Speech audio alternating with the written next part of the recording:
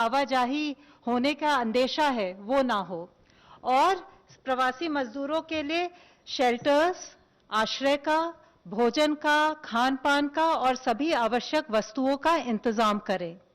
28 मार्च को एक specific order द्वारा राज्यों को परमिट किया गया कि जो स्टेट डिजास्टर रिस्पांस फंड है उसके अंतर्गत वे रिलीफ शेल्टर और फूड इत्यादि का प्रबंध कर सकते हैं।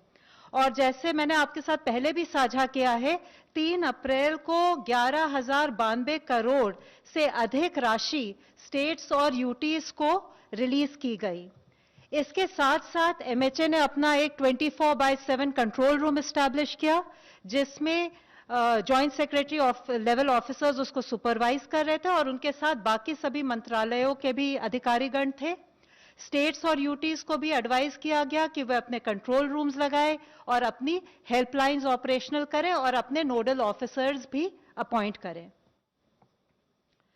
28 मार्च को और 30 मार्च को और एक आपदा प्रबंधन अधिनियम 2005 के अंतर्गत 29 मार्च को भी ये ऑर्डर निकाला गया कि सारे states shelter, food packets, food grains, essential items और हेल्थ केयर का प्रबंध करेंगे हमारे प्रवासी श्रमिकों के लिए।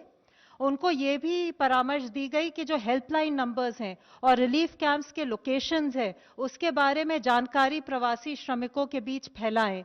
उनको ये भी कहा गया कि प्रधानमंत्री गरीब कल्याण योजना के अंतर्गत जो पैकेज है और जो रिलीफ मेजर्स वे और केंद्रीय सरकार ले रहे हैं उसके बारे में सबके बीच जागरूकता पैदा करें। जहां जरूरत है वहां परमानेंट कैंप्स के साथ साथ टेंटेड अकोमोडेशन भी लगाएं, जैसे कि हाईवेज पर।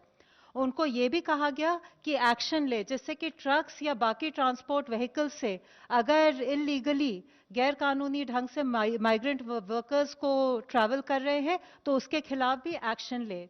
एक बहुत ज़रूरी चीज़ 29 मार्च के ऑर्डर में ये थी कि जो जिलाधिकारी हैं और जो पुलिस अधीक्षक हैं उनको उनकी जिम्मेदारी तय की गई कि वे इन सब आदेशों का अनुपालन सुनिश्चित करेंगे। 12 और 14 अप्रैल को स्थिति देखते हुए स्टेट्स और यूटीज को ये भी एडवाइस दी गई कि अगर कहीं अफवाहें फैल रही हैं तो उसको वो रोकें। कुछ अफवाहें मद्देनजर आई थी, जैसे कि खाने की कमी है या आवश्यक वस्तुओं की कमी है। ये सब की जो अफवाहें उसको रोकें और वो विशेष ध्यान दें कि जो हमारे रिलीफ शेल्टर्स है उसमें जितना भोजन की जरूरत हो वो उपलब्ध हो, सैनिटेशन वगैरह का वहाँ पे ध्यान रखा जाए। और इस पूरी मुहिम में उनको परामर्श दिया गया कि वो कम्युनिटी लीडर्स का भी सहयोग लें, वॉलंटियर्स का भी सहयोग लें और ट्रेन्ड काउंसलर्स का भी सहयोग लें। स्टेट्स और यूटीज ने मिलकर काफ़ी रिलीफ कैंप्स सेटअप किए, बहुत लोगों को के खाने की व्यवस्था की, बहुत लोगों के आश्रय की भी व्यवस्था की। उसके बाद लॉकडाउन के दूसरे चरण में कई आर्थिक गतिविधियों की अनुमति दी गई और इसके साथ साथ जिससे कि श्रमिकों को रोजगार मिले, एक 19 अप्रैल को ऑर्डर निकाला गया जिसके अंतर्गत माइग्रेंट्स का राज्य के भीतर कार्यस्थलों के लिए आवाजाही को अनुमोदित किया गया, उसकी अनुमति दी गई। 29 अप्रैल को ये देखते हुए कि प्रवासी मजदूरों को अन्य राज्यों में भी जाना है, एक ऑर्डर द्वारा ये अनुमति दी गई कि वे अंतर्राज्यीय आवाजाही कर सकते हैं।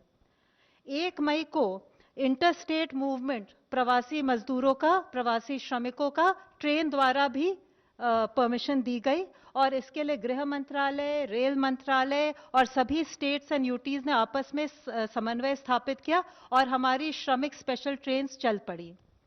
19 मई को एक और एसओपी निकाला गृह मंत्रालय ने, जिससे कि ये प्रक्रिया और भी सुगम हो जाए और भी स्पीड अप हो जाए। और आज आपके साथ शेयर करना चाहती हूँ कि रेलगाड़ियों की संख्या पर डे 200 से अधिक हो गई है और इसके बारे में अन्य डिटेल्स में चेयरमैन रेलवे बोर्ड अपनी टीम के साथ यहाँ है, वे शेयर करेंगे। हम एसओपीज तो निकाल ही रहे थे, पर साथ ही साथ स्थिति को देखते हुए स्टेट्स एंड यूटीज को एडवाइजरीज भी जारी कर रहे थे। हमने उनको परामर्श दिया कि अगर माइग्रेंट वर्कर्स वॉकिंग पाए जा रहे हैं तो उनकी काउंसलिंग की जाए, उनको नियरेस्ट शेल्टर होम तक ले जाया जाए, उनके लिए भोजन आश्रय का प्रबंध किया जाए और जहां से वे बसेस बोर्ड कर सकते हैं या श्रमिक स्पेशल ट्रेन ले सकते हैं वहां तक पहुंचाने की व्यवस्था की जाए।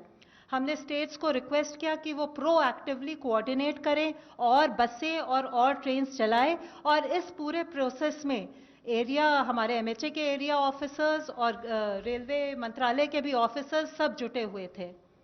हमने जो डिस्ट्रिक्ट एडमिनिस्ट्रेशन है, जो जिला प्रशासन है और जो एनजीओज हैं उनका भी सहयोग लेने को बोला, जिससे कि जो हमारे परेशान श्रमिक हैं उनको गाइड कर सके और जो भी उनके मन में भ्रांति है उसको दूर कर सके। हमने अपने आदेश में ये भी कहा कि जो महिलाएं हैं, जो बच्चे हैं और जो सीनियर सिटीजन हैं उनकी ज़रूरतों पर विशेष ध्यान दिया जाए। और आज सबके सहयोग से 2600 से ज़्यादा श्रमिक ट्रेनें चल चुकी हैं। 35 लाख से ज़्यादा प्रवासी श्रमिक इन ट्रेनों का उपयोग कर चुके हैं। रेलवेज का हम शुक्रिया अदा करते हैं कि उन्होंने 1 जून से 200 रेगुलर ट्रेन्स भी चलाने का बंदोबस्त किया है और अभी तक 14 लाख से ज़्यादा बुकिंग हो चुकी है। इंटरस्टेट बस मूवमेंट द्वारा भी 40 लाख माइग्रेंट वर्कर्स से ज़्यादा यात्रा कर चुके हैं और आज एमएचए, रेलवे, स्टेट्स और यूटीज मिल करके इस पूरे प्रोसेस को और भी सुगम बनाने के लिए और भी फैसिलिटेट करने के लिए जुटा हुआ है। धन्यवाद। धन्यवाद। अब मैं रिक्वेस्ट करता हूं चेयरमैन रेलवे बोर्ड से कि रेलवे की तरफ से क्या क्या और सुविधाएं और क्या स्थिति है उसके बारे में जानकारी दें। नमस्कार, मैं आपको जो इंडियन रेलवेज ने इनिशिएटिव्स लिए हैं ड्यूरिंग कोविड-19 उसके बारे में एक प्रस्तुति करूंगा।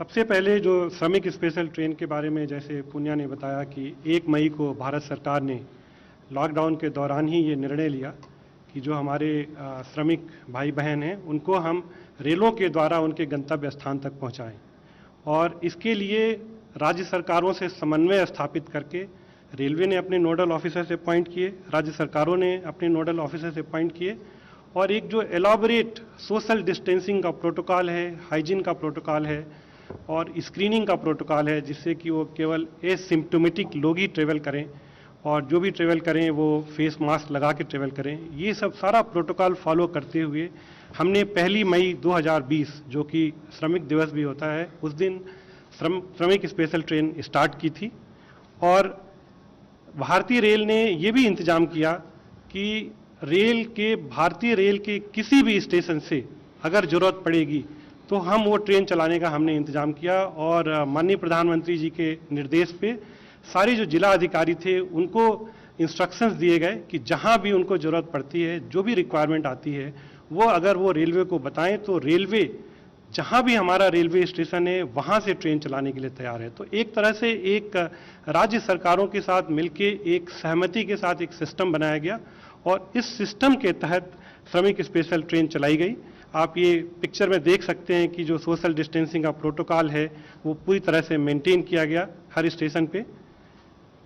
ये आंकड़ा जो है हमने जो 1 मई को ट्रेन चलाया था उस दिन केवल 4 ट्रेनें चली थी, 4000 यात्री चले थे और 20 मई को हमने सबसे ज़्यादा ट्रेन चलाया 279 और करीब 4 लाख पैसेंजर 20 मई को ट्रेवल किए और अगर पिछले 4 दिन का अगर आप एवरेज आंकड़ा देखें तो करीब 260 यात्री ट्रेनें चलाई गई हैं एवरेज पिछले 4 दिनों में और करीब 3.5 लाख एवरेज यात्रियों ने 4 दिनों में ट्रेवल किया है और आज तक करीब 26 लाख से ज़्यादा यात्री ट्रेवल कर चुके हैं और ये जो 26 लाख यात्री ट्रेवल किए हैं ये सूचीबद्ध तरीके से एक स्टेट से दूसरे स्टेट में गए हैं। इसके अलावा हमने जितने भी राज्य सरकारें हैं उनसे ये अनुरोध किया था कि अगर राज्य सरकार के अंदर सीमा में उनके किसी बॉर्डर डिस्ट्रिक्ट से अगर किसी श्रमिक को ट्रेवल करना है और वो हमें अगर रिक्वायरमेंट अपनी देंगे तो हम कम से कम समय में ट्रेन उपलब्ध कराएंगे।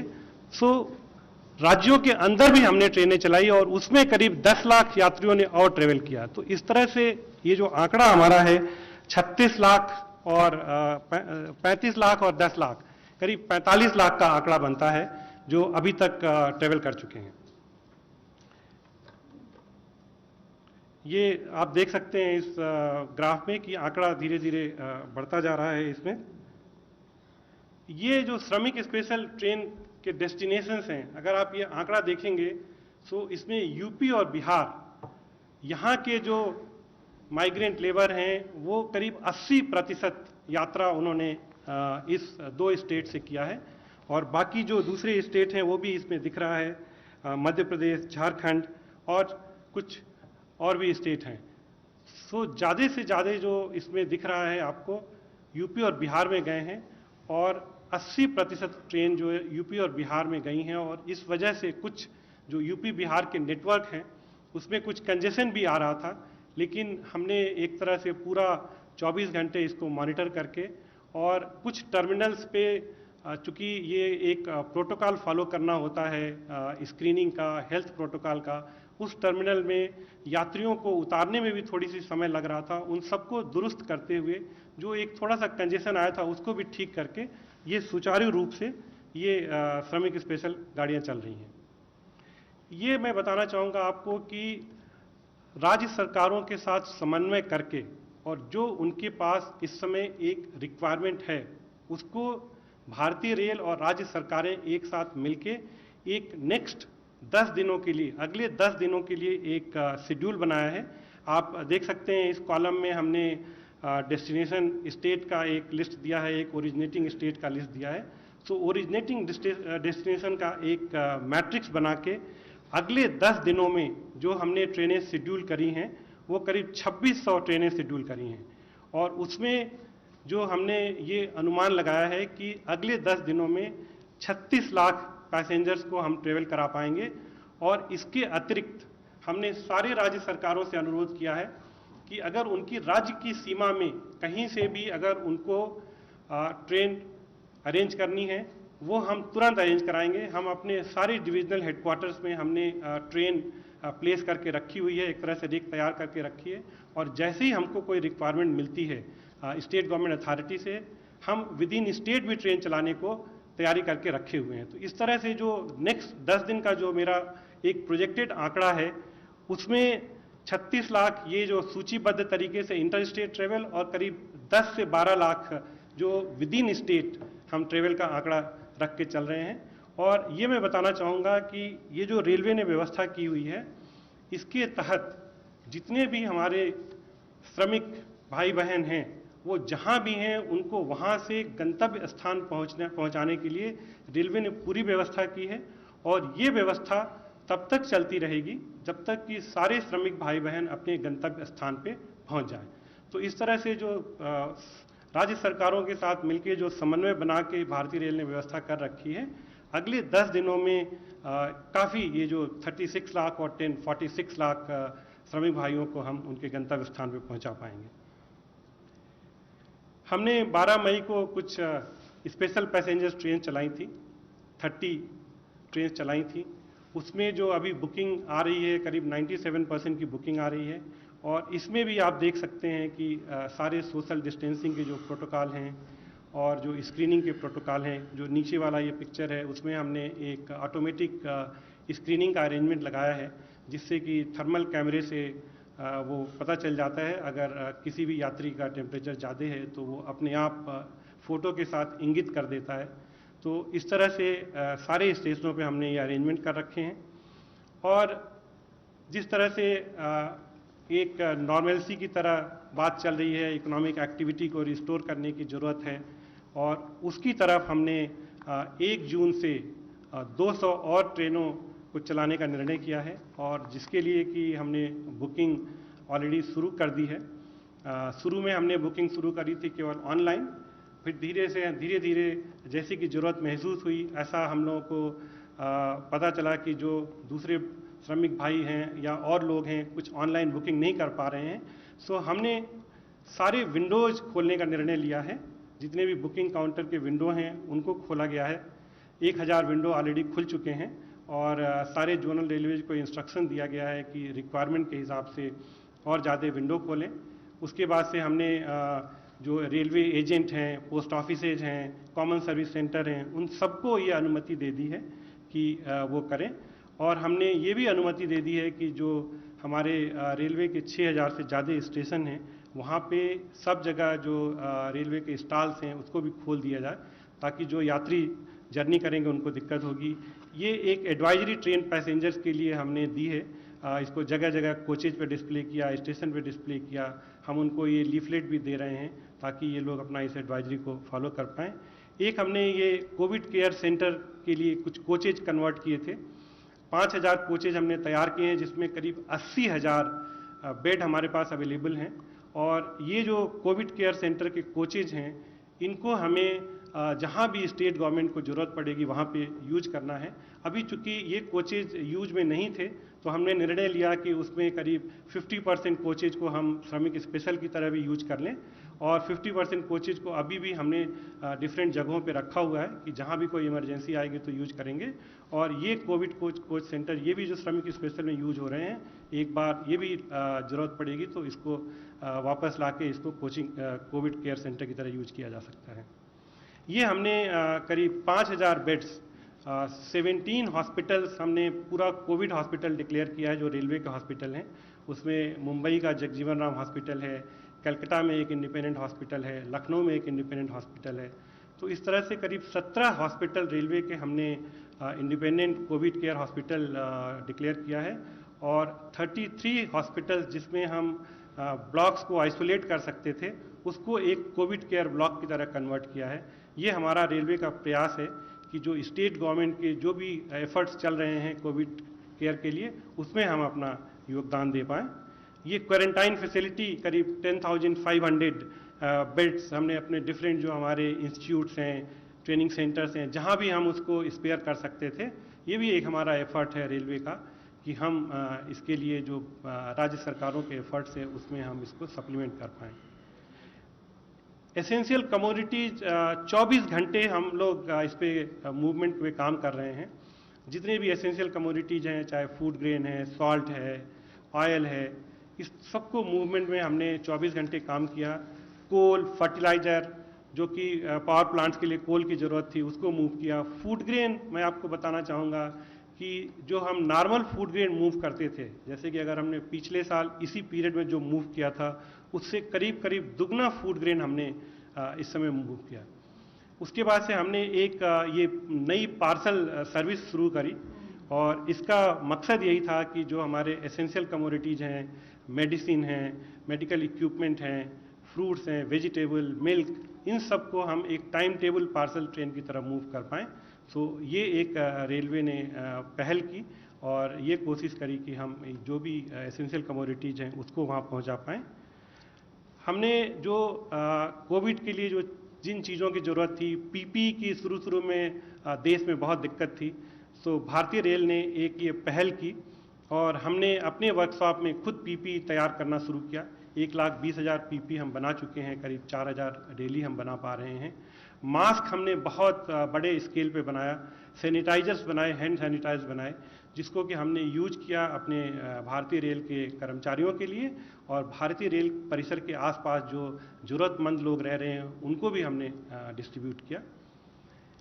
जो भारतीय रेल परिसर के आसपास और भारतीय रेलवे स्टेशन के आसपास काफ़ी लोग ऐसे हैं जिनको खाने की ज़रूरत थी, वो हमने पिछले 1 महीने में एक तरह से फ्री मील की व्यवस्था करी, और 4.7 मिलियन फ्री मील्स अभी तक हमने दी। तो ये एक भारतीय रेल का प्रयास था कि कोविड केयर के लिए उसमें अपना भारतीय रेल योगदान दे। और अंत में मैं फिर से आपको बताना चाहूँगा कि जो प्रवासी श्रमिक के लिए जो हम ट्रेन चला रहे हैं, वो राज्य सरकारों से समन्वय करके, और जो उनकी रिक्वायरमेंट आ रही है उसके हिसाब से हम ट्रेनों को शेड्यूल कर रहे हैं। अगले 10 दिनों के लिए हमने ऑलरेडी ट्रेनें शेड्यूल कर रखी हैं, और उसके बाद भी अगर कोई भी ट्रेन की ज़रूरत पड़ती है तो भारतीय रेल उसके लिए भी ट्रेन शेड्यूल करेगी। और जिलाधिकारियों को निर्देश दिए गए हैं कि जहां भी ज़रूरत पड़े, और भारतीय रेल के किसी भी स्टेशन पे अगर उनको श्रमिक स्पेशल ट्रेन की ज़रूरत हो, तो हम कम से कम समय पे उस स्टेशन से ट्रेन की व्यवस्था करेंगे, क्योंकि हमने अपने सारे डिविजनल हेडक्वार्टर्स पे इमरजेंसी रेक्स तैयार करके रखे हुए हैं। धन्यवाद। धन्यवाद सर। पहले एक ऑनलाइन क्वेश्चन लेते हैं। What is the status of charging of fare from the migrant laborers? There were some reports that laborers people are being asked for the fare, but what is the status as of now, sir? You would like to explain? जो श्रमिक special train भारतीय rail चला रही है और इस तरह के स्पेशल ट्रेन चलाने के लिए जो लागत आती है उसका 85%, 85% भारत सरकार वहन कर रही है और केवल 15% लागत राज्य सरकारें किराए के रूप में वहन कर रही हैं। इस संबंध में भारतीय रेल और राज्य सरकारों के बीच में एक समन्वय स्थापित हो गया है। शुरू के कुछ दिनों में कुछ मामलों में राज्य सरकारों ने यात्रियों के गंतव्य स्थानों पर पहुंचने के बाद उनका किराया रीइंबर्स किया था और कुछ मामलों में स्वयंसेवी संस्थाओं ने भी कुछ लोगों का किराया वहन किया था। 56 अमित माइक यूज करें, अमित माइक यूज करें। पालघर में और कुछ जगहों पे और जैसे अभी रोहिणी में भी देखा गया रजिस्ट्रेशन के नाम पर श्रमिक ट्रेन के लिए भीड़ हो गई, तो क्या लोकल एडमिनिस्ट्रेशन और रेलवे के बीच में कोऑर्डिनेशन में दिक्कत है कि कुछ जगह इस तरह से देखा जा रहा है कि ट्रेन कहीं की जाती है, लोग रजिस्ट्रेशन के लिए कहीं की जा रहे हैं, तो कम्युनिकेशन गैप की वजह से लोग परेशान हो रहे हैं, श्रमिक परेशान हो रहे हैं? मैं आपको बताना चाहूँगा कि जो local authorities, state government authorities हैं और जो भारतीय रेल के अधिकारी हैं, दोनों के नोडल ऑफिसर्स हमेशा 24 घंटे एक दूसरे के टच में बने रहते हैं और जैसे जैसे रिक्वायरमेंट आती है राज्य सरकारों की तरफ से उस हिसाब से ट्रेनें शेड्यूल की जा रही हैं और उस हिसाब से ये ट्रेनें चलाई जा रही हैं और मुझे नहीं लगता कि कहीं इस तरह का कोई कन्फ्यूजन है। और एक तरह से देखा जाए तो आगे के एक हफ्ते का जो ट्रेन शेड्यूल है वो वर्कआउट करके रखते हैं और उस हिसाब से यात्री आके ट्रेन में बैठ के जा रहे हैं और जो हमने स्टेशन पे देखा है कि काफ़ी अच्छे तरीके से एक ऑर्गेनाइज तरीके से पैसेंजर्स आ रहे हैं और वो ट्रेनों में बैठ के जा रहे हैं। 116 सर, निशांत एएनआई से। सर, सोशल डिस्टेंसिंग को लेकर के काफ़ी कुछ कहा जा रहा है, रेलवे ने काफ़ी कुछ व्यवस्था भी की है, लेकिन अब जैसे जैसे ऑपरेशन शुरू हो रहा है, आरएसी को आपने अलाउ कर दिया, तो इसमें फिर सोशल डिस्टेंसिंग कैसे मैनेज हो पाएगा जब आरएसी में लोग जाएंगे? और दूसरा कि कब तक पूरा ऑपरेशन रेलवे का शुरू हो सकता है? सर, इसी में थोड़ा मैं सप्लीमेंट कर दूं, ऑनलाइन सिमिलर क्वेश्चन है। Presently we are going to use 200 regular train from 1st of June, but is the plan to introduce more regular train for the social distancing purpose? Social distancing के बारे में मैं आप लोगों को कहना चाहूँगा कि हमने अनरिजर्व्ड जर्नी बिल्कुल बंद कर दी है। जो लोग भी जाएंगे वो रिजर्व्ड एकोमोडेशन में जाएंगे और जिस ट्रेन में जितनी बर्थ होगी उतने ही लोग जाएंगे, कोई भी अनरिजर्व्ड सीट नहीं होगी, ये आपने देखा होगा। और सोशल डिस्टेंसिंग, जहाँ तक आरएसी का सवाल है, रिजर्वेशन अगेंस्ट कैंसिलेशन का सवाल है, इसमें हमने एन रूट टिकट बिल्कुल मना किया हुआ है। वो इसलिए मना किया है कि जो भी यात्री आएंगे वो स्टेशन पे एक हाइजीन प्रोटोकॉल को फॉलो करते हुए आएंगे और हमने एन रूट किसी को भी परमिट नहीं किया है और इसलिए पूरी संभावना इसमें रहती है कि जो आरएसी में जो सीट दी जाती हैं वो उनका कंफर्म हो जाएगा। Number 9 Sir, this is an unprecedented time, and goods loadings are also down, and passenger service is also not fully operational. Can we estimate a rough estimate how much loss we are making, or what is the estimated loss till now? मैं आपको बताना चाहूँगा कि इस समय passenger services बंद थी, अभी हमने शुरू किया है और जो फ्रेट मूवमेंट है वो भी जो इस समय कठिन परिस्थिति चल रही है और जैसा कि हमने कहा कि essential commodities specially food grain हमारा डबल हो गया है, कोल, फर्टिलाइज़र, जो भी ज़रूरत की चीज़ें हैं वो चल रही हैं। बट मैं ये आपको बताना चाहूँगा कि इस दौरान अगर हम कंपेयर करें पिछले साल से, तो जो हमारा फ्रेट ऑपरेशन है, फ्रेट की लोडिंग है, वो करीब 70% है और पैसेंजर की लोडिंग पैसेंजर की अर्निंग पिछले महीनों में नहीं हुई है, अब धीरे धीरे पिकअप हो रही है। सो एक ये कठिन स्थिति है सबके लिए, पूरे विश्व के लिए कठिन स्थिति है और हम पूरी कोशिश कर रहे हैं कि आने वाले दिनों में धीरे धीरे जो अपने पैसेंजर सर्विसेज हैं उसको रिस्टोर करें, धीरे धीरे हम नॉर्मलसी की तरफ जाएं। और मैं आपको बताना चाहूँगा कि हमने ये जो 200 ट्रेनें अनाउंस की हैं वो एक हमने पैटर्न देख के पूरा एनालाइज करके अनाउंस की, जहाँ पे हमको लगा कि ज़्यादा यात्री जर्नी करना चाहेंगे। और उसमें मैं एक चीज़ और आपको बताना चाहूँगा कि जो इन ट्रेनों में रिजर्वेशंस हो रही हैं उसको हम कंटिन्यूसली मॉनिटर कर रहे हैं। जैसे मैं आपको बताऊं कि अभी हम जब बात कर रहे हैं इस समय तो करीब 17 लाख पैसेंजर अपने टिकट बुक कर चुके हैं, और ओवरऑल जो हमारी ट्रेनों में बर्थ की क्षमता है उसमें से केवल 30% बर्थ बुक हुए हैं, लेकिन उसमें से कुछ ट्रेनें ऐसी हैं जिसमें 100% या 90 से ऊपर बुकिंग हो गई है। सो हम उसका पूरा आकलन कर रहे हैं, पूरा डेली बेसिस पे, कंटिन्यूस बेसिस पे, और जहां भी हमको लगेगा वहां पे हम और धीरे धीरे ट्रेन इंट्रोड्यूस करेंगे। Sir, no, I think this time, please just, you see, loss is not that important. More important is the facility and the people reaching their destinations. So those details will come in due course. We will get those details also. Because this is a continuous process actually, so let's wait for some time. Sir, you just gave the information about next 10 days also we have a schedule about Shramik special trains. But the question here is that how long trains will continue for the migrant laborers? जो प्रवासी श्रमिक भाई और बहन हैं उनको मैं ये पूरा भरोसा दिलाना चाहता हूँ कि भारतीय रेल कम से कम समय में उनको गंतव्य स्थान तक पहुँचाएगी। और जैसे मैंने कहा कि आज तक हमने 35 लाख जो सूचीबद्ध हमारे यात्री थे जिन्होंने इंटर स्टेट ट्रेवल किया, एक स्टेट से दूसरे स्टेट में गए, और विद इन स्टेट भी करीब 10 लाख यात्री ट्रेवल कर चुके हैं। और आने वाले दिनों में हमने 10 दिन के लिए एक रिक्वायरमेंट वर्कआउट कर रखी है, जैसा मैंने बताया 2600 ट्रेनों का करीब 36 लाख यात्रियों का एक आंकड़ा हमने वर्कआउट किया हुआ है, जो डिफरेंट स्टेट गवर्नमेंट से हमको रिक्वायरमेंट मिली है। लेकिन मैं ये बताना चाहूँगा सबको आपके माध्यम से कि ये जो श्रमिक स्पेशल ट्रेन है ये तब तक जारी रहेगी जब तक इसकी रिक्वायरमेंट है, जब तक इसकी ज़रूरत है। 59. Myself, Anand Mitra, I'm from Anand Bazar Patrika. Sir, yesterday the Chief Secretary of West Bengal has written a letter to you, stated that the post-cyclone period, they are not able to receive any train till 26th May. What is your take on that?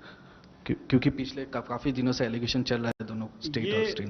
ये देखिए, cyclone एक आई, एक ये natural calamity है, एक ये आपदा है, और चीफ सेक्रेटरी वेस्ट बंगाल ने मुझे पत्र लिखा है कि साइक्लोन की वजह से कुछ रिस्टोरेशन वर्क चल रहा है और बहुत जल्दी ही वो हमको बताएंगे कि कब से वो वेस्ट बंगाल के लिए ट्रेनें लेना चाहेंगे। हमारी पूरी तैयारी है, और जब भी वेस्ट बंगाल गवर्नमेंट अपनी क्लियरेंस देगी हम तुरंत वेस्ट बंगाल ट्रेन भेजेंगे।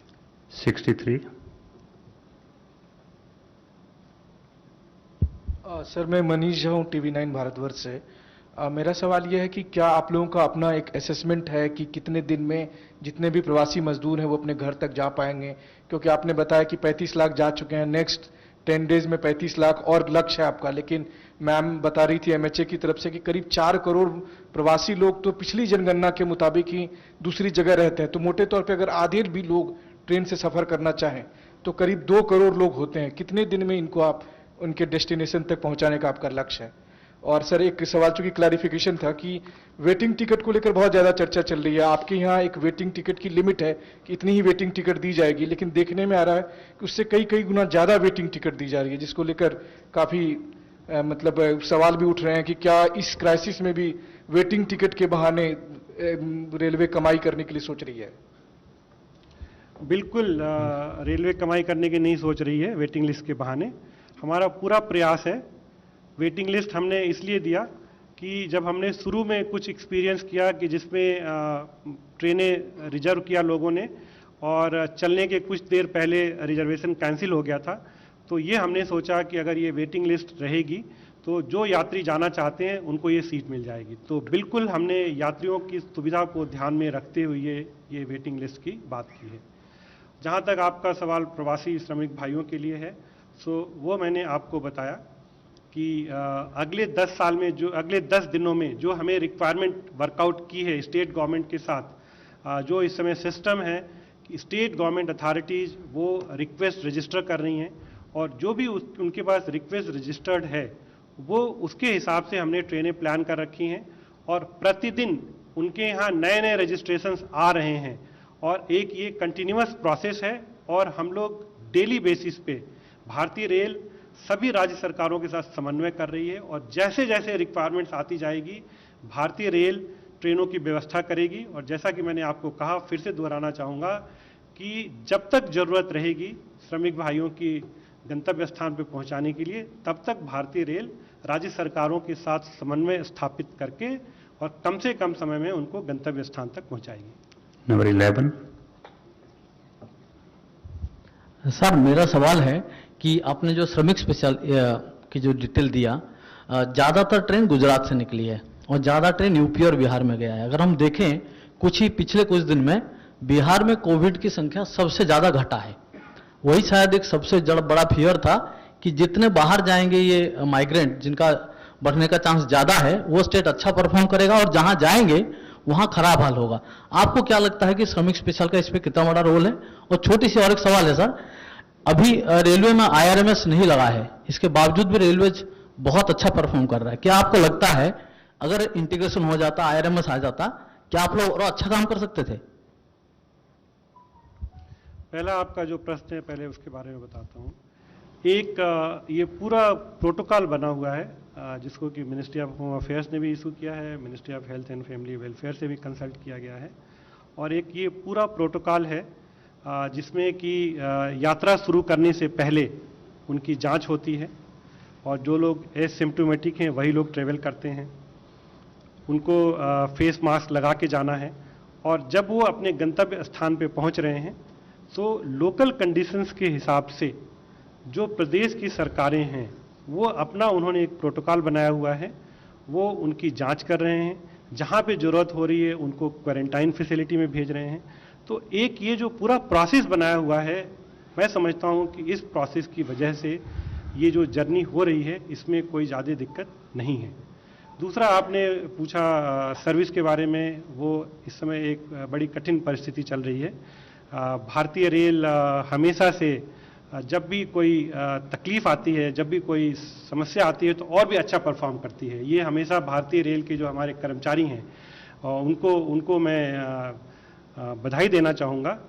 एक ये भारतीय रेल की जो वर्क जो कैपेसिटी है उसमें जब भी कोई संकट आता है, जैसे हमारे यहाँ कोई अगर एक्स्ट्रा ऑर्डिनरी सिचुएशन हो और कुछ भी आपदा आ जाए तो उसमें भारतीय रेल की क्षमता और बढ़ जाती है।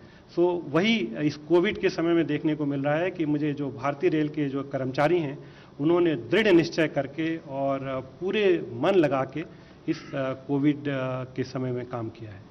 99। सर, मधुरेंद्र, मैं न्यूज़ नेशन से। मेरा सवाल यह है कि इस वक्त की जो स्थिति है, खास तौर पे माना जा रहा है कि फाइनेंशियल स्ट्रेस की भी स्थिति है, लेकिन देखा जा रहा है कि जो स्पेशल ट्रेन आपने चलाया उसका fare equivalent to air fare क्या है, और जो बाकी की ट्रेनें आप चलाने जा रहे हैं उसमें कई तरह के कंसेशन खत्म कर दिए गए जिस पर सवाल उठ रहा है। तो क्या आपको लगता नहीं है कि इस वक्त की स्थिति ऐसी थी जब आपको लोगों को मदद करनी थी, और सरकार कई रास्तों से कर भी रही है बट रेलवे नहीं कर पा रही? इस बारे में मैं ये कहना चाहता हूँ कि हमने नॉर्मल फेयर रखा है, कोई भी फेयर नहीं बढ़ाया गया है। जो नॉर्मल लॉकडाउन से पहले जो फेयर था बिल्कुल एग्जैक्टली सेम फेयर है। जहाँ तक कंसेशन की बात है, जो लॉकडाउन से पहले कंसेशन था बिल्कुल वही कंसेशन रखा गया है। लॉकडाउन से पहले कुछ कंसेशन इसलिए खत्म किए गए थे, स्पेशली सीनियर सिटीजन के। हम ये चाहते हैं कि जो एसेंशियल ट्रेवल हो वही लोग करें। एक ये संकट की घड़ी है, इस संकट की घड़ी में लॉकडाउन से पहले जो निर्णय लिया गया था बस उसी को कंटिन्यू किया है, कोई भी नया निर्णय नहीं लिया है। 29।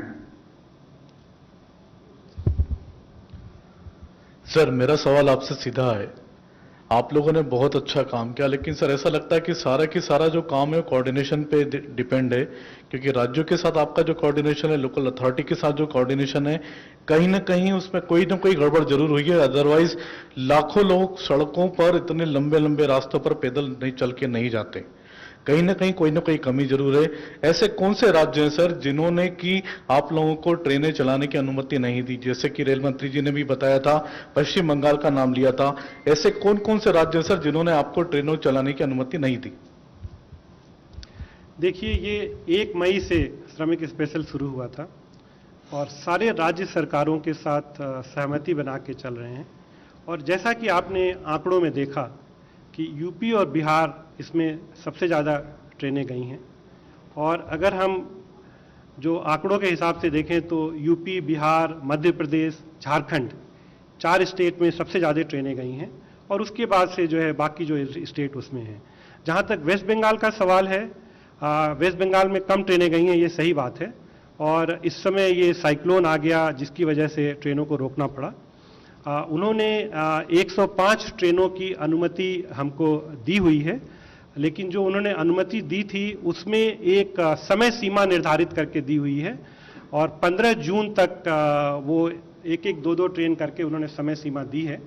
मुझे पूरी उम्मीद है कि ये साइक्लोन का जो आफ्टर इफेक्ट है उसको एक बार ये ठीक हो जाएगा तो वेस्ट बंगाल गवर्नमेंट हमको ट्रेन लाने की अनुमति देगी और हम वहाँ पे ट्रेन ले जा पाएंगे। Last question 36। सर मैं ललित हूँ टोटल टीवी से। मैं आपसे एक सवाल ये पूछना चाह रहा था सर कि आप लोग प्रवासी मजदूरों को लगातार ले जाने का काम कर रहे हैं। कई लोगों ने जिस दिन से बुकिंग खुली थी उसके बाद से IRCTC पर लॉगिन तो कर लिया, लेकिन जो आपकी कल से टिकट विंडो खुली है जहां पर अब बहुत ही ग्राउंडेड लेवल का आदमी पहुंच रहा है, मैं पिछले कई दिनों से उस विंडो पर जा रहा हूँ, 2 दिन से लगातार जा रहा हूँ। उसका ये कहना है कि एक तो वो पहले से ही टिकट की मांग कर रहा था और अब रेलवे ने चलाई भी तो अब उसको 1 महीने बाद का टिकट मिल रहा है, यानी उसकी समस्या तो रेलवे ने 1 महीना और बढ़ा दी है। तो उसके लिए आप लोग कुछ सोच रहे हैं? नहीं, ये 1 महीने बाद का टिकट नहीं मिल रहा है। ये थोड़ा सा मैं क्लेरिफाई करना चाहूँगा। नहीं, टिकट तो 1 जून से ही मिल रहा है, 20 जून के बाद का नहीं मिल रहा है। वो आप कुछ हम हाँ तब तक की सारी टिकटें बुक हो गई। हाँ, ओके। मैं आपको जैसा कि बताया, ठीक है, आप ये कह रहे हैं कि सारी टिकटें बुक हो गई हैं। वो उसके बारे में मैंने आपको बताया कि 200 ट्रेन हमने अनाउंस की है और बुकिंग जो हो रही हैं उसको हम मॉनिटर कर रहे हैं, डेली मॉनिटर कर रहे हैं। और आज के दिन में मैं आपको अगर बताऊं, टोटल जो बुकिंग हुई है केवल 30% हुई है और 200 में से अगर मैं आपको बताऊं तो करीब 190 ट्रेन में अभी भी बुकिंग अवेलेबल है। केवल 8-10 ट्रेनें ऐसी हैं, 10 ट्रेनें ऐसी हैं जिसमें कि बुकिंग भर गई हैं। उन ट्रेनों का, जैसा कि मैंने आपको पहले भी बताया, कि हम लोग मॉनिटर कर रहे हैं और जिस रूट पे ज़्यादा डिमांड है उस पे हम और ट्रेनें चलाने के लिए आगे आने वाले दिनों में उस पर निर्णय लेंगे।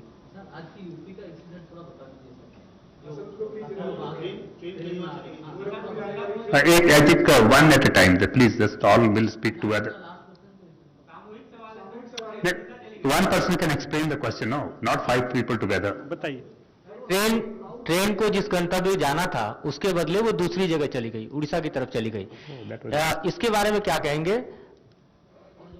देखिए, मैंने अपने प्रेजेंटेशन में भी आपको बताया कि यूपी और बिहार ये 2 स्टेट मिला के 80% ट्रेन चली हैं और इस नेटवर्क पे कंजेशन है।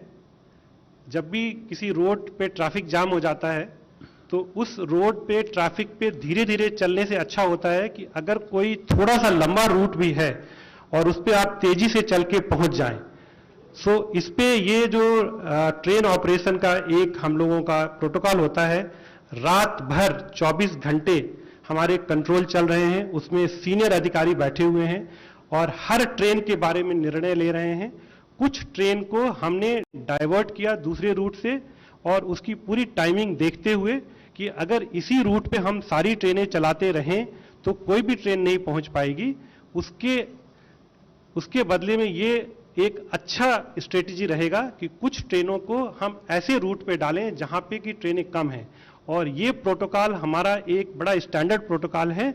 हम नॉर्मल टाइम में भी इसको फॉलो करते हैं कि जब भी किसी रूट में कुछ ज़्यादा कंजेशन हो जाए तो हम उसको दूसरे रूट से ले जाते हैं। तो एक ये बिल्कुल नॉर्मल प्रक्रिया है और मैंने आपको पहले भी बताया कि ये एक संकट की घड़ी है। इस संकट की घड़ी में जो हम ट्रेन चला रहे हैं, एक ही जगह यूपी और बिहार में, जैसे कि आपने कहा 80% ट्रेनें हैं, वो एक ही रूट पे ट्रेनें जा रही हैं, वो एक पॉइंट है।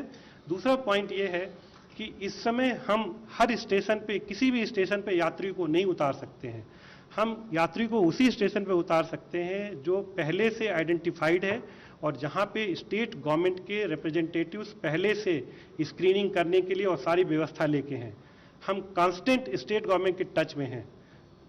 स्टेशंस की संख्या हम बढ़ाते जा रहे हैं और जो उनको फॉर्मेलिटी पूरी करनी होती है उसमें जो समय लग रहा है उसको कंटिन्यूअसली कम करते जा रहे हैं। और इन सब चीज़ों को ध्यान में रख के जिस तरह से भारतीय रेल ने कल जो एक ये समस्या आई थी कंजेशन का, उसको जिस तरह से वो टैकल किया वो उससे काफ़ी फायदा हुआ और सारी ट्रेनें अपनी गति से चल रही हैं।